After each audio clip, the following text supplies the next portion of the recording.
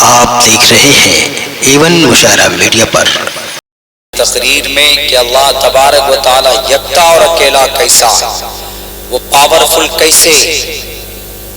اعتراض کرنے والے یہ اعتراض کرتے ہیں کہ جب اللہ کو پانی برسانا ہوتا ہے تو فرشتوں کو آرڈر کرتے ہیں، فرشتے ذمہ داری نبھاتے۔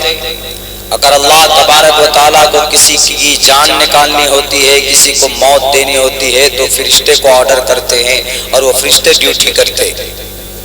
اگر اللہ تبارک و تعالیٰ کو کوئی اور دوسرے کام کرنے ہوں تو انہوں نے جو نورانی فرشتوں کو جو پیدا کیا اس کے ذریعے سے کام کرتے ہیں، تو پھر اللہ سب سے بڑا کیسے ہے؟ تو اللہ تبارک و تعالیٰ بھی محتاج، العیاذ باللہ، اللہ تبارک و تعالیٰ بھی اپنے ورکر اور اپنے غلام اور اپنے فرشتوں کے انڈر میں ہیں، ان کے مجبور، ان کی وجہ سے کام کراتے۔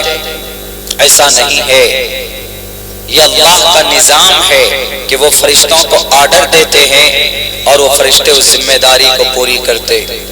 ورنہ اللہ تبارک و تعالیٰ تو وہ اکبر ہے، وہ مہان ہے، وہ شکتی مان ہے۔ ٹی وی میں ایک بہت پہلے ایک سیریل آیا کرتا تھا، شکتی مان، بچے دیکھا کرتے۔ شکتی مان کا مطلب اتھا شکتی کا مالک، یعنی وہ ایسا ویکتی یا ایسی ذات جو ہر چیز پر قادر ہو، جہاں چاہے جو چاہے وہ کرا سکتا ہے۔ وہ شکتی مان ادھا دیو مہان، ادھا زیادہ دیو پرماتما مہان، بہت زیادہ رحم و کرم کرنے والا اور بہت زیادہ شکتی کا مالک۔ اللہ اکبر کا یہ مطلب جو اردو اور عربی میں ہم لوگ بولتے ہیں کہ اللہ سب سے بڑا، وہی مطلب سنسکرت میں دیو مہان کے نام سے جانا جاتا۔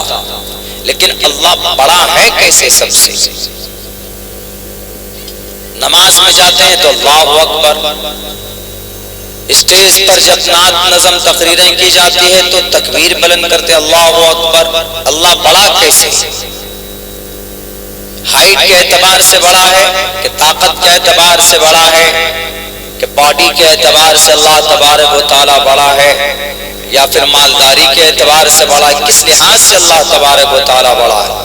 اللہ اکبر، اللہ سب سے بڑا۔ بہت سے لوگ کنفیوز ہو جاتے ہیں کہ اللہ کیسے بڑا؟ اللہ تبارک و تعالیٰ بڑا ہے، ہم اور آپ مانتے ہیں، لیکن پریکٹیکلی کبھی نظر آیا ہے کہ اللہ بڑا ہے؟ کتنا بڑا؟ میرے بھائیوں، میرے ساتھ ایک واقعے کو لیجئے اور پھر سمجھیے، سمجھ میں بات آ جائے۔ اس دھرتی کے اوپر 4 بڑے بادشاہ گزرے، ایک کا نام ان میں سے نمرود تھا۔ حضرت ابراہیم علیہ السلام کا زمانہ ہے اور کفر و شرک اور کفر و بت کا آماج گاہ، بلکہ بہت پریچلن ہے۔ دھڑلے سے لوگ بتوں کو بناتے تھے، پتھروں کو پوج تراشتے تھے اور اس کو خدا بناتے تھے۔ مگر انہی میں سے ایک اللہ کے نبی حضرت ابراہیم علیہ السلام کو اللہ نے مبعوث کیا، کھڑا کیا۔ انہوں نے ڈیبیٹ کی باضابطہ طور پر چیلنج کر کے کہا کہ Nimrod, you are king of the world, تم دنیا کے بادشاہ ہو سکتے ہو، زمین کے اوپر تمہاری حکومت انسانوں پر ہو سکتی ہے، لیکن جس زمین پر تم اپنی حکومت سمجھتے ہو، اس سے بھی بڑا ایک بڑی شکتی اور ہے، اس کا نام اللہ ہے۔ انہوں نے کہا کہ اللہ کیا کرتا ہے تمہارا؟ کہ اللہ تبارک و تعالی ہمارا کیا کرتا ہے؟ مارتا ہے، جلاتا ہے۔ انہوں نے کہا کہ اٹس ویری سمپل، میں بھی کر سکتا ہوں، I can do very easily، بہت آسانی سے میں یہ کر سکتا ہوں۔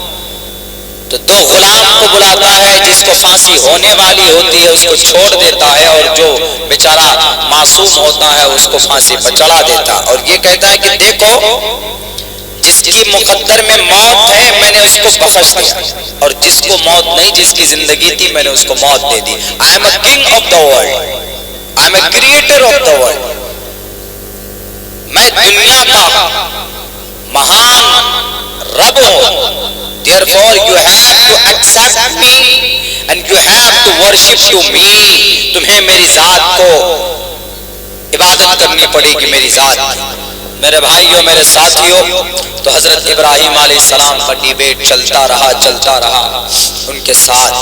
بالآخر ایک لمبا زمانہ چلا نمرود کے ساتھ ڈیبیٹ کا، مقابلے کا، دلیل پیش کرتے حضرت ابراہیم علیہ السلام۔ وہ نمرود ایسا کم بخت، سمجھ میں نہیں آتی، الگ طریقے سے سمجھتا۔